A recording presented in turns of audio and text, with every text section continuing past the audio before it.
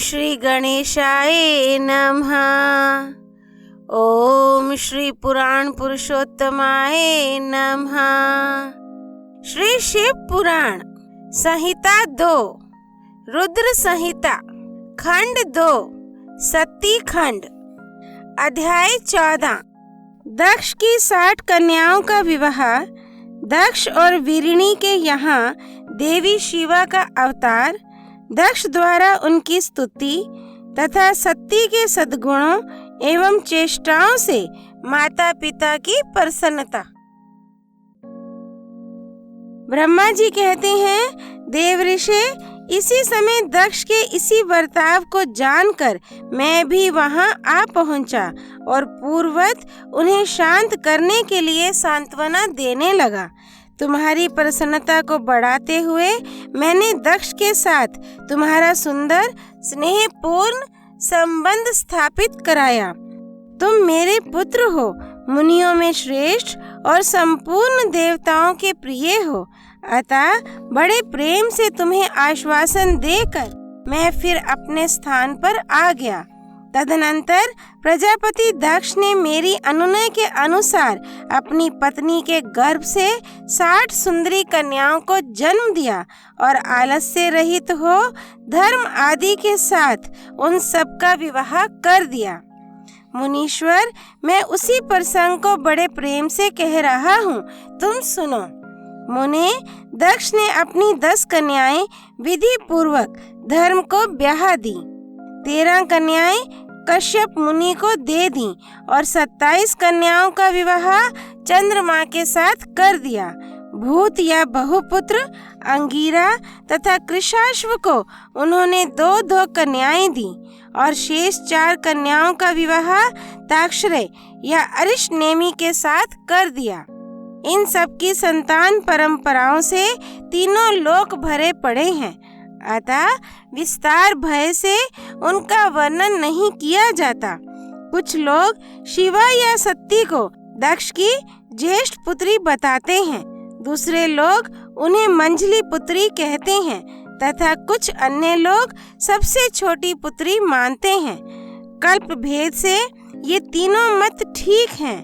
पुत्र और पुत्रियों की उत्पत्ति के पश्चात पत्नी सहित प्रजापति दक्ष ने बड़े प्रेम से मन ही मन जगदम्बिका का ध्यान किया।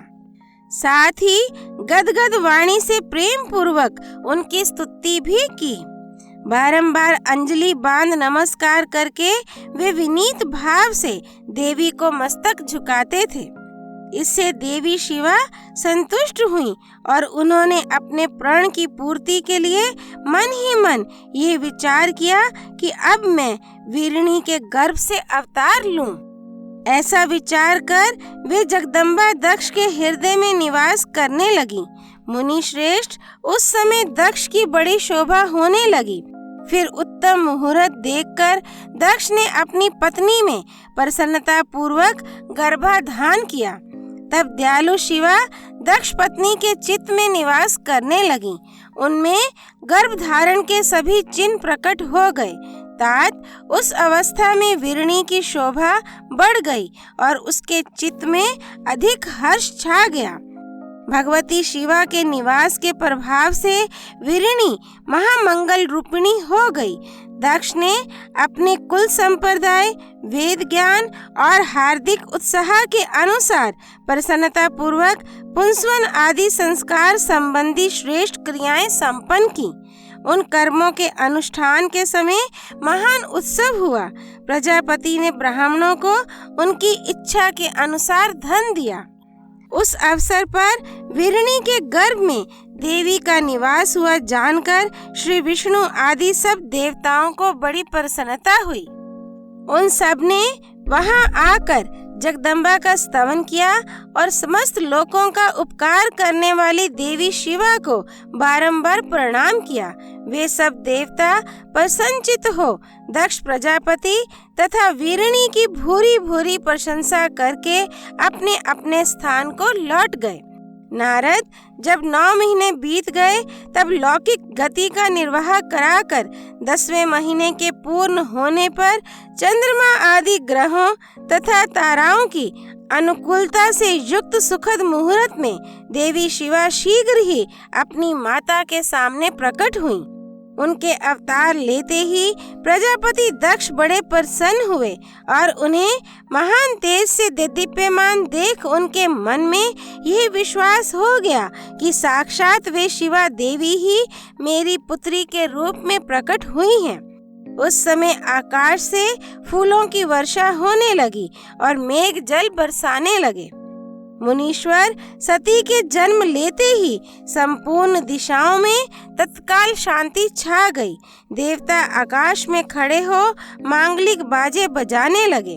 अग्निशालाओं की बुझी हुई अग्नियां सहसा प्रज्वलित हो उठी और सब कुछ परम मंगलमय हो गया। वीरणी के गर्भ से साक्षात जगदम्बा को प्रकट हुई देख दक्ष ने दोनों हाथ जोड़कर नमस्कार किया और बड़े भक्ति भाव से उनकी बड़ी स्तुति की।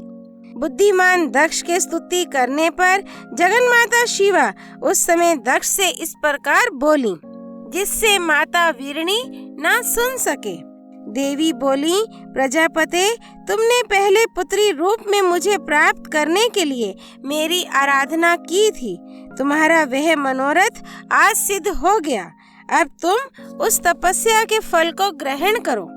उस समय दक्ष से ऐसा कहकर देवी ने अपनी माया से शिशु रूप धारण कर लिया और शैशव भाव प्रकट करती हुई वे वहां रोने लगी। उस बालिका का रोदन सुनकर सभी स्त्रियां और दासियां बड़े वेग से प्रसन्नता पूर्वक वहां आ पहुंची। असिकनी की पुत्री का अलौकिक रूप देखकर उन सभी स्त्रियों को बड़ा हर्ष हुआ। नगर के सब लोग उस समय जय जयकार करने लगे। गीत और वाद्यों के साथ बड़ा भारी उत्सव होने लगा।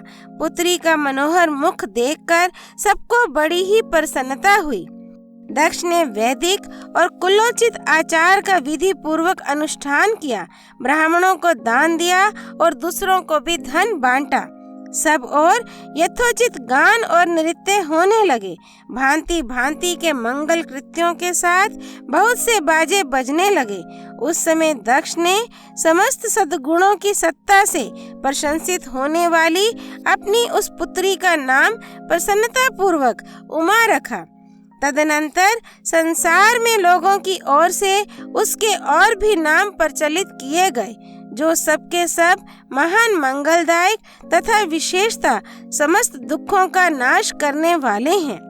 वीरणी और महात्मा दक्ष अपनी पुत्री का पालन करने लगे तथा वह शुक्ल पक्ष की चंद्रकला के समान दिनों दिन बढ़ने लगी। द्विजश्रेष्ठ बाल्यावस्था में भी समस्त उत्तमोत्तम गुण उसमें उसी तरह प्रवेश करने लगे, जैसे शुक्ल पक्ष के बाल चंद्रमा में भी समस्त मनोहारिणी कलाएं प्रविष्ट हो जाती हैं। दक्ष कन्या सती सखियों के बीच बैठी बैठी जब अपने भाव में निमग्न होती थी, तब बारंबार भगवान शिव की मूर्ति को चित्रित करने लगती थी। मंगलमयी सती जब बाल्योचित सुंदर गीत गाती, तब स्थाणु हर एवं रुद्र नाम लेकर समर शत्रु शिव का स्मरण किया करती थी। अध्याय 14 संपूर्ण। देवी शिवा की जय। दक्ष पुत्री उमा देवी की जय।